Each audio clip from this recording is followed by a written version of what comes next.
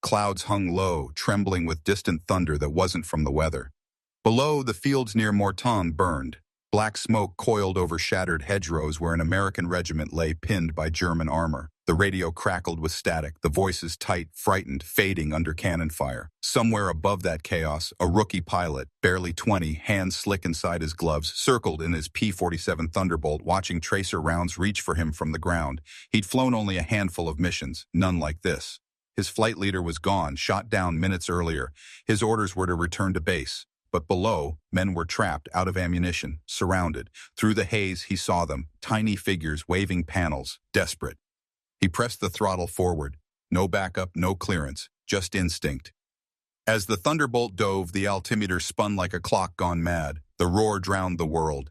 At 100 feet, he released his bombs, too low, too late, too close. The earth erupted. When the smoke lifted, silence.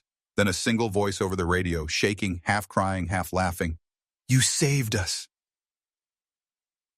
By the summer of 1944, the Allies had broken through the beaches of Normandy and were driving east toward Paris. The invasion that began on June 6th had turned into a grinding, mud-choked crawl across the hedgerows of northern France. Every field, every farm, every hill seemed to fight back. German forces, though battered and retreating, still held enough strength to counterattack with fury when the opportunity appeared. And one of those chances came at Mortain, a quiet town surrounded by rolling pastures and narrow lanes that would soon become the stage for one of the most desperate air-ground rescues of the campaign. The Americans called it Operation Lüttich. The German counterattack meant to cut the Allied spearhead in two. In the first days of August, several P-47 Panzer divisions, including elements of the elite 2nd SS and remnants of the 116th Panzer, punched west from the Falaise region. Their goal was to reach Avranches and isolate the U.S. forces driving south. For the men of the 30th Infantry Division, nicknamed the Old Hickory, Mortain became a trap. Surrounded on several sides, low on supplies, they fought to hold the hilltops that offered the only view of enemy movement. Communication with air support was fragile. Bad weather grounded most fighter bombers. Fog clung to the valleys, hiding the German armor that crept forward under its cover. Every few minutes, a panzer gun would open fire from somewhere unseen, the shell landing close enough to shake the ground. Radio operators inside foxholes tried to contact higher command, but interference made every plea sound like static-filled whispers. When the clouds finally broke that morning, a handful of P-47 Thunderbolts from the 404th Fighter Group scrambled from airfields in southern England and advanced landing strips near Normandy. They were rugged, thick-skinned machines built for close air support, designed to take punishment and still return home. But for the young pilots inside them, this was a nightmare. They'd trained to strike marked targets guided by ground controllers with flares or smoke. Now, below them, everything was confusion, friend and foe tangled in the same smoke. The rookie, whose squadron records later listed him only as Lieutenant J, had joined the 404th just 2 weeks earlier. He'd watched veterans die on missions that lasted less than 10 minutes. His commanding officer had once told him that nerves don't win dogfights. Discipline does. Yet in the chaos of Mortain, discipline was beginning to break down on both sides. Ammunition convoys were destroyed before reaching the front. Medics carried the wounded through shell fire to barns turned into field stations. And overhead, pilots hesitated, unsure if the figures below were Americans or Germans in captured uniforms. Lieutenant J's flight of 4 had been ordered to patrol east of Avranches, searching for armor columns moving toward the Allied corridor. But as they crossed the smoke-choked ridgelines near Mortain, they began picking up fragments of distress calls from ground units, voices identifying themselves as the 2nd Battalion, 120th Infantry, holding Hill 314. The messages were desperate, running low on ammo, tanks closing, need airstrike now. Then silence. His leader, Captain Reynolds, ordered a turn north to avoid flak zones. Lieutenant J hesitated, scanning the landscape below. Through a break in the smoke, he saw movement, tanks forming in a field, infantry pushing behind them. And then, faintly, the shape of American panels fluttering on the ridge, forming the crude letters SOS. He radioed back, but static drowned his voice. Seconds later, Reynolds' aircraft took a direct hit from a German 88 and spiraled into the fog. The rookie was suddenly alone. Every instinct told him to climb away, to follow the rulebook, to live another day. But down there on that ridge, a regiment was about to vanish. He leveled off at treats, up height, scanning for targets. Through the smoke, he could make out the long barrels of German panzers aiming uphill. It was then that the thought formed, not as a plan, but as a reflex. If no one else was coming, he would go. Below, soldiers of the 120th Infantry dug into the wet earth, listening to the whistle of incoming shells. One radio operator lifted his head to the gray sky and whispered, "Where's the Air Corps?" No one answered. Then, far above the noise came a growing roar, a single engine cutting through the wind. That was the moment when a rookie's defiance met a regiment's last hope. The men on Hill 314 had been fighting without relief for nearly 4 days.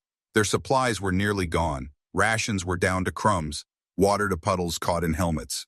They had dug foxholes so deep that the damp earth itself seemed to swallow them. On the horizon, the roar of German armor was constant, a mechanical heartbeat that never stopped.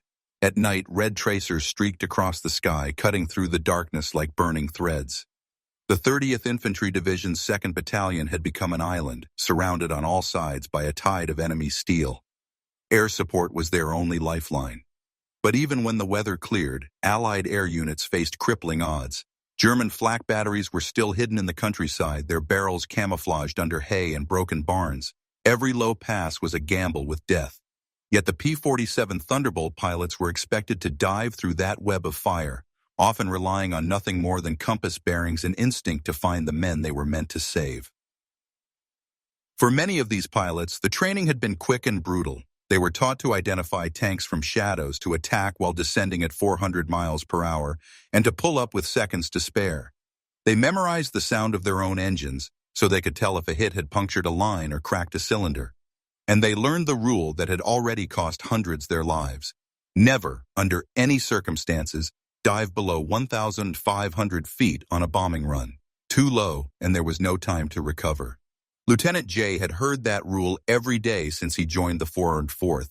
He'd written it in his flight log, scrawled it on the inside of his cockpit canopy with a pencil. But in the skies over Mortain, those rules began to lose their meaning. He could see the situation with his own eyes. The ridge almost gone under German fire, the flashes of tank guns striking the hillside, the dirt rising in violent bursts where American soldiers clung to life. The radios were chaos. Fragments of coordinates, cries for help, orders from higher command delayed or lost entirely. The weather reports still warned of low clouds and heavy flak. At the Allied command post, officers were trying to coordinate airstrikes, but the enemy had disrupted their lines. The 9th Tactical Air Command was overloaded, dozens of missions stacked on top of one another. Pilots returned to base with bullet holes in their wings, landing gear jammed, fuel tanks leaking. Some reported hitting their targets but found later they had struck empty fields. The Germans had already moved. The chaos of fast-moving warfare made timing everything, and in the case of Mortain, time was exactly what the trapped regiment no longer had. The German plan was unfolding with deadly precision. Tanks of the 2nd Panzer Division and infantry from the 17th SS Panzer Grenadier Regiment were advancing from multiple directions. Each hour that passed tightened the noose around Hill 314. The defenders, barely 700 men, were facing thousands. Ammunition had to be rationed to single shots. Machine guns were so hot they could no longer be touched without gloves. The medics had run out of morphine. In that moment, the air above the battlefield belonged to no one. The Luftwaffe had long since lost control of the skies, but the Americans could not claim them either, not with so few planes and so much fire from below. Each pilot who crossed the line into enemy territory understood that survival depended on judgment measured in heartbeats. For Lieutenant J, that judgment came as he looked down through the haze and saw what seemed like an entire German armored column moving toward the ridge. He could have reported it and turned back, but that meant waiting. Waiting meant silence. And silence in a battle like this meant death. He throttled forward, breaking from formation, his aircraft dipping toward the smoke. On the ridge, the trapped soldiers looked up. They saw the silhouette of one plane diving alone, wings glinting briefly in the morning light. One of the men muttered, "He's too low. God, he's too low." But the pilot didn't climb. He aimed straight for the tanks that were now opening fire on the hill. The moment would be recorded later as an unauthorized dive, dismissed in official logs as a reckless strike. But for the men below, it was something else entirely, the first sign that someone up there still knew they were alive. From the ground, the soldiers saw the Thunderbolt's wings catch the sunlight for a split second before it vanished into the smoke. To them, it felt like madness. one man diving headlong into the jaws of death. But for the pilot inside, that dive wasn't about courage or calculation. It was instinct, an act that came not from training, but from something deeper, something human. Inside the cockpit, the air shook with turbulence. The altimeter needle spun downward. Wind screamed through the canopy seams. Lieutenant J could feel the vibration in his ribs as he leveled his sights on the first tank below. He knew the odds. He knew that his bomb delay fuses were set for higher releases, and dropping at this altitude meant they might explode before he cleared the blast. Yet in that moment, hesitation was impossible. He saw the German armor massing near a barn, their turrets already turning toward the ridge, the reg. Emmett below was out of range to stop them. If he didn't, no one would. This was the first angle of the story, the human one. A boy barely out of flight school, thrust into a sky where decisions lasted seconds but their echoes carried for generations. Behind the machine, behind the roar and the steel, was someone who had never truly been tested until that day. He wasn't a hero chasing glory. He wasn't thinking of medals or reports. He was thinking of the men trapped below who had once waved to passing aircraft, hoping someone would see them before it was too late. At the same time, there was the ground angle.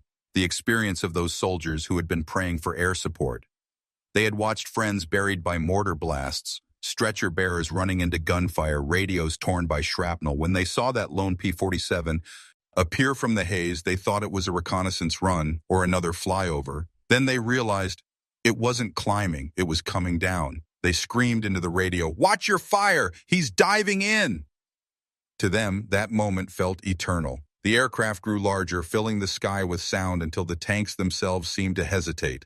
The Thunderbolt released two 500-pound bombs, and they struck the field just as the first German vehicles began to crest the ridge. The shockwave rolled through the valley like a physical force, throwing dirt, debris, and men alike into the air. The tanks burned where they stood, and as the plane climbed away, barely clearing the treetops, cheers rose from the foxholes that had been silent for days. But to the pilots in the surrounding area, what Lieutenant J had done broke every rule of aerial combat. The second angle of this event belonged to them, the professional judgment of those who had survived long enough to know that recklessness was death. His commanding officer, Captain Reynolds, had warned him days earlier that a dead pilot helps no one. Close air support was to be coordinated, precise, and measured. A dive like that without ground verification or proper altitude was suicide. The military machine depended on rules because the skies of France were already littered with wrecks from men who believed otherwise. Yet what happened next challenged those rules completely. The Thunderbolt had not only hit its targets, it had struck them so accurately that the entire German advance in that sector stalled. The tanks pulled back, infantry scattered, and communication among their units broke down.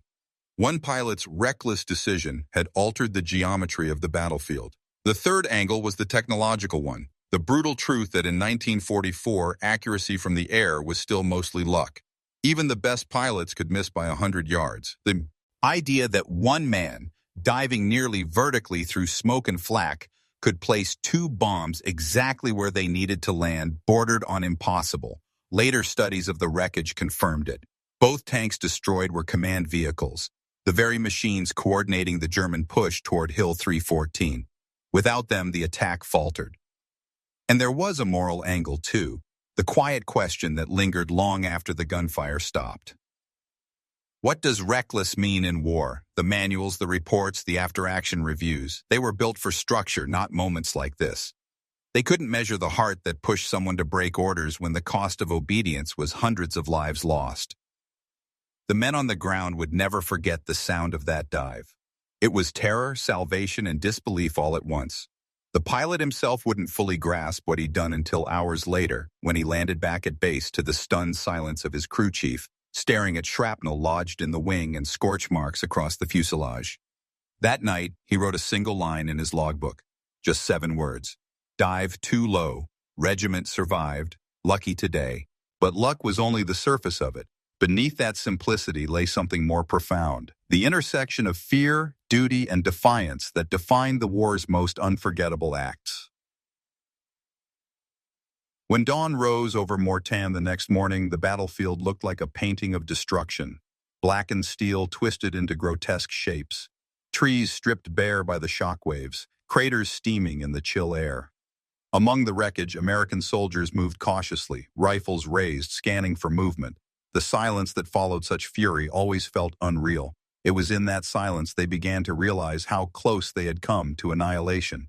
For the men on Hill 314, survival was not victory. It was disbelief. The dive had bought them time. It had shattered the enemy's rhythm, forcing confusion where precision had once been. But for Lieutenant J, that act of defiance would follow him differently. While the infantrymen called him a savior, the Flight Operations Board listed him as non-compliant with procedure. His name went up for review under disciplinary observation. In the bureaucratic logic of war, breaking orders was as serious as breaking ranks. Here began the fourth angle of the story, the military one. Armies, especially in wartime, depend on predictability. The chain of command is sacred. It's what keeps chaos from consuming the thousands who move under its control. Every rule exists to protect lives, yet the very nature of combat sometimes demands the opposite. A decision so sudden, so outside protocol, that it rewrites the situation before the ink of an order even dries. What happened at Mortain exposed that tension between the discipline that sustains war and the human instinct that sometimes saves it. At the airfield later that evening, Lieutenant J stood before his squadron commander still in his flight gear, smelling of smoke and gasoline. His hands trembled not from fear, but from the physical aftermath of adrenaline. The commander's words were clipped and formal. You violated altitude limits. You ignored recall signals. You risked friendly casualties. No mention of what he had destroyed or who he had saved. Regulations demanded reprimand. Humanity whispered gratitude. Between those two stood one exhausted young man, unsure which side of history he now belonged to. Meanwhile, reports began to filter back from the front lines. The 30th Infantry Division radioed that enemy armor had been neutralized by precise fighter-bomber intervention. Commanders assumed it was a coordinated strike. No one believed a single pilot could have done it alone. But when the ground coordinates were cross-referenced with flight logs, the truth began to emerge. The timing, altitude, and bomb load matched only one aircraft. Slowly, quietly, the story began spreading through the mess halls and maintenance tents. Did you hear about the rookie who went down to treetop level to Chilad? That was the fifth angle, the psychological one. The war was long and exhaustion was everywhere. Pilots carried not just fuel and ammunition, but guilt and superstition. They learned to hide fear behind jokes and courage behind routine. But when a story like this passed through the ranks, it changed something. It reminded them that rules could bend, that humanity still had space inside the machinery of war. In a conflict defined by precision and order, that reminder was dangerous and necessary at once. Then there was the enemy's angle. Among the German units advancing on Hill 314, survivors later recounted their shock. The sudden strike had not only destroyed their lead tanks but cut communications for hours. Their officers believed they were under coordinated air assault and pulled back to regroup. When reinforcements never arrived, the momentum died. To them, it wasn't bravery they witnessed. It was chaos from above, the kind of chaos they once inflicted on others in the early years of the Blitz. Even among German records, fragments of this encounter survive, mentions of a lone Allied plane that attacked recklessly from impossible altitude, causing the loss of command vehicles and several tanks. It was written with contempt, but the underlying tone carried reluctant respect. For soldiers on both sides, courage was not an abstract word. It was measured in seconds, in who hesitated and who didn't. By nightfall, as rain returned to the battlefield, the Thunderbolt squadrons resumed operations. Lieutenant J was grounded temporarily pending review. Officially, it was for maintenance checks. Unofficially, it was for reflection. He sat by his aircraft in the dim hangar light, staring at the holes in its skin. He knew some of the men he'd saved would never know his name. That was the nature of war. Lives intersecting for a heartbeat and then disappearing into history. Till something had shifted. Pilots who once avoided low-altitude runs now volunteered for closer passes. Ground units began marking their positions more boldly, believing the airmen were watching. One man's reckless act had become a quiet standard. The sixth and final angle was philosophical. That fine line between disobedience and heroism. In war, both can wear the same face. When orders cannot see what the eyes of one soldier can. History is rewritten not by rank, but by instinct. That day over Mortain, a rookie pilot flew against everything he had been taught, and in doing so taught the war something it had forgotten. The morning of August 8th began with a strange quiet. The storm that had swept across the front overnight left behind a pale fog that settled low over the fields. The men on Hill 314 could smell diesel and smoke before they saw anything. German armor was massing. Again. Through the mist, the silhouettes of tanks emerged, dark, angular, unstoppable. For the exhausted Americans, it meant one thing. The counterattack wasn't over. Ammunition was nearly gone. Mortar shells were down to a handful. Many rifles had warped from heat and mud. The field hospital, little more than a ruined farmhouse, was overflowing. Yet still they held the hill. They were waiting for something, anything, to break the siege again. At 07:20 hours, reports reached the forward observers that the enemy was regrouping in the valleys below. Columns of Panzer IVs were lining up for another assault. The artillery liaison tried to call in support, but the lines were dead once more. The skies were clouded, the air damp, heavy, unmoving. Then, faintly, a sound began to rise over the ridge. It wasn't thunder or artillery. It was the deep, throaty growl of radial engines. Every head turned upward. The pilots of the 404th Fighter Group had been briefed just hours earlier. Avoid the Mortain sector until weather improves. The command intended to reassign the mission to medium bombers once visibility cleared, but among those who heard the order was Lieutenant J. He sat in the ready tent, helmet in his lap, staring at the map tacked to the wall. He traced a finger along the red lines that marked German positions. Then he stood quietly and walked out toward his aircraft. The crew chief, still half asleep, called after him. "You're not cleared yet." The pilot didn't answer. His Thunderbolt, paint-chipped, engine still patched from the previous day, rumbled down the makeshift runway minutes later. The takeoff was unauthorized. The flight log that morning would later note solo sortie, cause unknown. But every man at the base who watched him lift off into the mist knew why. As he climbed toward Mortain, the clouds thickened. Visibility dropped to nothing. He flew by instruments alone, guide, and only by the faint glow of the compass and his memory of the land below. The altimeter needle trembled at 2,000 feet. Somewhere beyond the haze, gunfire flickered. The sound reached him seconds later, dull, rhythmic, relentless. He broke through the top of the clouds into a gray world of smoke columns and flame. Down below, the German assault had begun again. 6 tanks in a line advancing toward the hill, their turrets pounding the ridge in a deadly rhythm. Behind them, infantry advanced cautiously, rifles glinting in the early light. The few remaining American machine guns fired bursts that barely slowed them. From above, Lieutenant J saw the lines converging. He could almost feel the desperation radiating from that small patch of ground. He throttled back, checking his load. 2 500-pound bombs and a full rack of 50-caliber ammunition. It was barely enough for one pass. But he had no intention of leaving anything behind. He descended through the haze, cutting power to avoid detection. The aircraft shuddered as he passed through the first layer of flak bursts. Black puffs exploded around him, shards of metal slicing the air. The Thunderbolt's thick armor plates rattled, but held. He was diving now, steeper, faster than any training manual allowed. The ground rushed up at him like a wall. Inside the cockpit, every second stretched. He locked his eyes on the lead tank, a Panzer IV, its commander standing exposed in the turret scanning the skies. The sight picture in the gun sight stabilized for a fraction of a moment. Then he pressed the release. Both bombs fell cleanly, streaking downward in a silver arc. He pulled back on the stick with all his strength. The G-forces crushed him into the seat. For a heartbeat, the Thunderbolt refused to climb. The altimeter spun down to 200 feet, 150, then steadied. Behind him, the world erupted. The blast tore through the German column. The first bomb landed square on the lead tank. The second detonated among the following vehicles. Flames rolled outward, swallowing the road in black smoke. Secondary explosions followed, fuel, ammunition, chaos. Infantry scattered in every direction. One tank veered into a ditch, its engine roaring uselessly. Lieutenant J circled once, still fighting the turbulence. His hands shook. His ears rang from the concussion. Through the smoke, he could see the hill, still holding, the American flags painted on ammo boxes still visible through the haze. The men below had seen it too. Some stood from their foxholes, waving helmets and rifles. Others simply stared in disbelief. He made one more pass, strafing the remaining vehicles with machine gun fire. Tracers tore through the fog, cutting lines of light across the fields. The German formation broke completely. Radios crackled with panicked voices in both languages, commands, reports, disbelief. By the time he climbed back through the clouds, the sky behind him glowed orange. The regiment below could finally breathe. For the first time in days, they were not outnumbered. They were alive.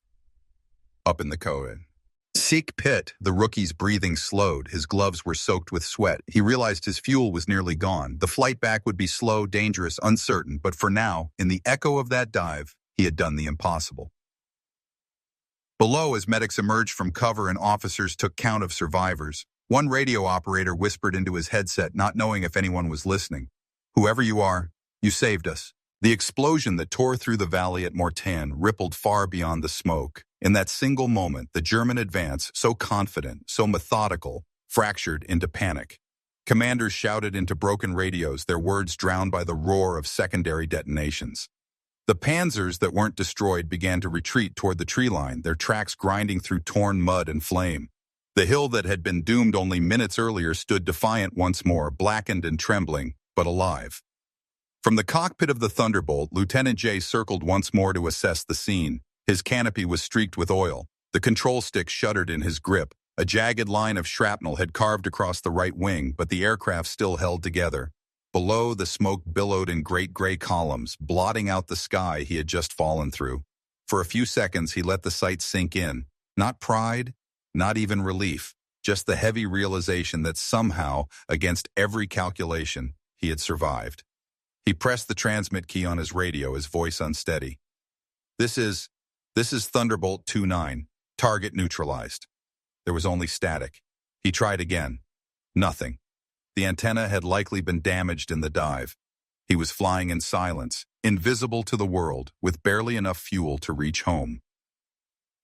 Below, the infantry regrouped amid the debris. The smell of burning oil hung thick over the fields. Soldiers who had braced for death minutes earlier now found themselves shouting, laughing, crying all at once.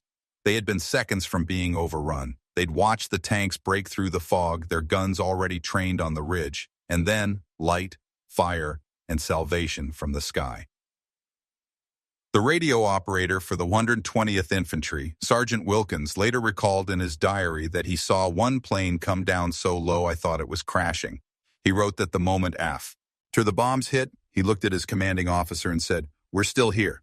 No one answered. The officer was weeping quietly, staring at the smoke through binoculars. Further down the valley, German survivors were trying to reorganize. Officers screamed orders, but chaos ruled. The loss of their command vehicles had severed communication with the rear. Some crews abandoned their tanks entirely, retreating on foot through the woods. Allied artillery, now reconnected through forward observers, began striking the remnants. The counterattack that was meant to crush the Allied line had been blunted, not by overwhelming force, but by one unplanned act of defiance. Back in the air, Lieutenant J knew he couldn't linger. His fuel gauge hovered near empty, and his flaps were jammed from shrapnel damage. He pointed his nose west toward friendly lines. Every vibration in the engine felt like it might be the last.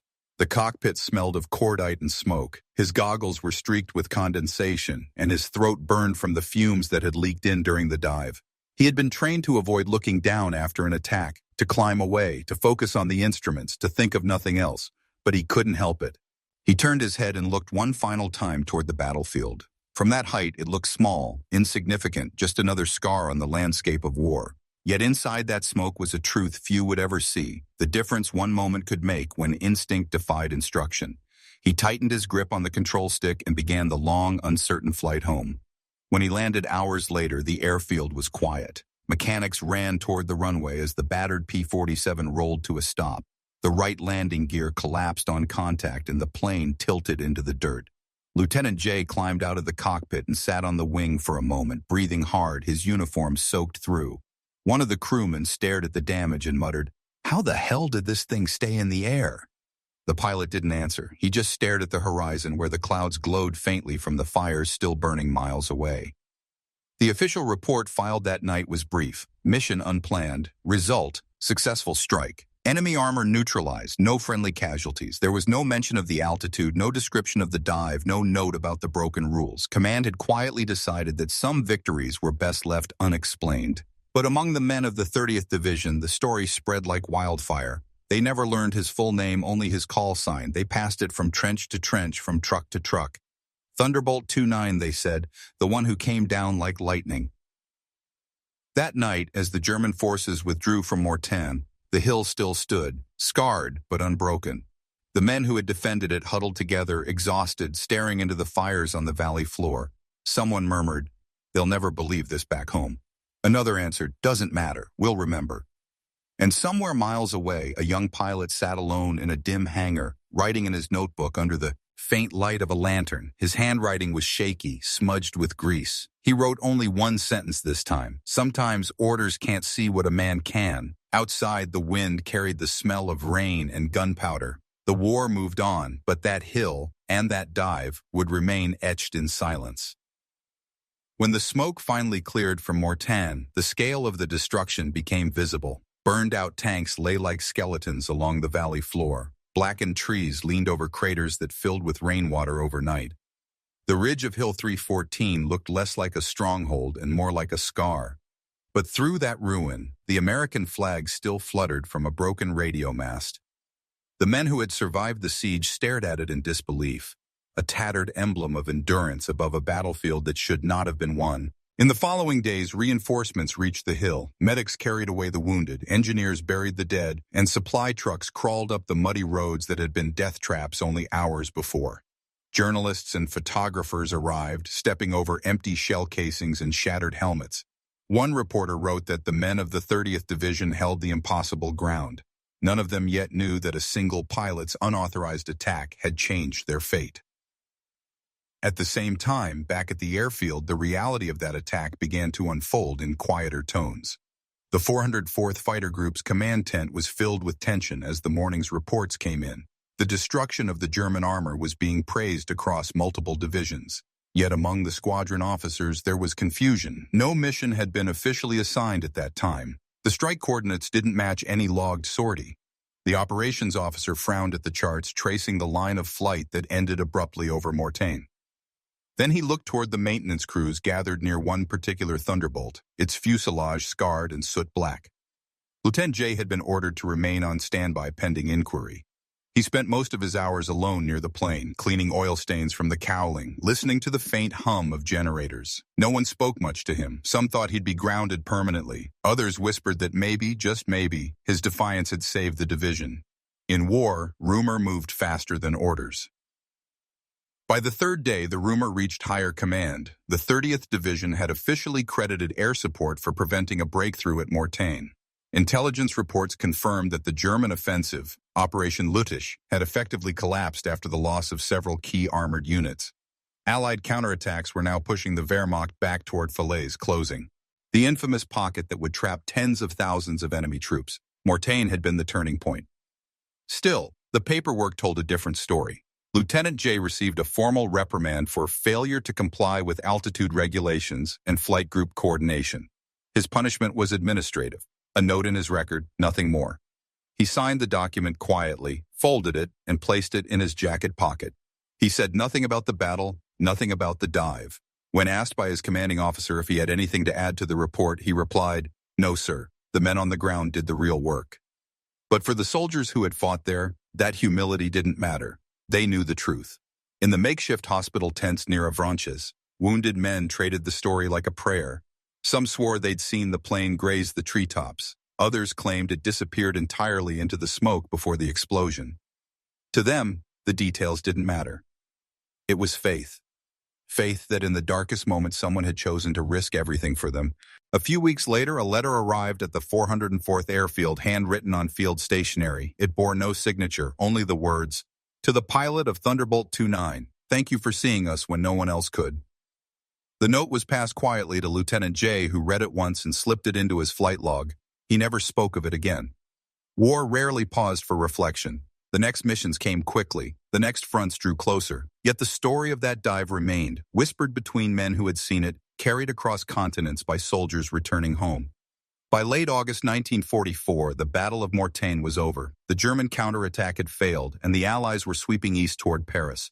The name Mortain appeared in after-action reports and official communiques, yet buried deep in the paperwork was a single unassuming line that most would overlook: air intervention decisive in halting armored advance. No pilot's name, no mention of the dive, just the bureaucratic language of victory.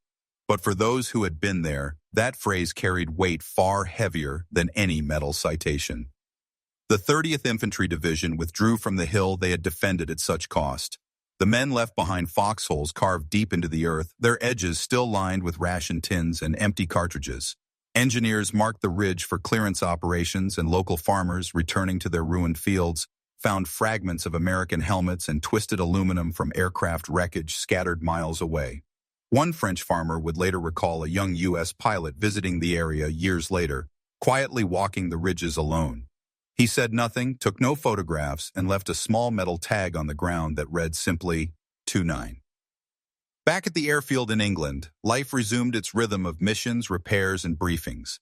Lieutenant J flew again, but never spoke publicly about Mortain.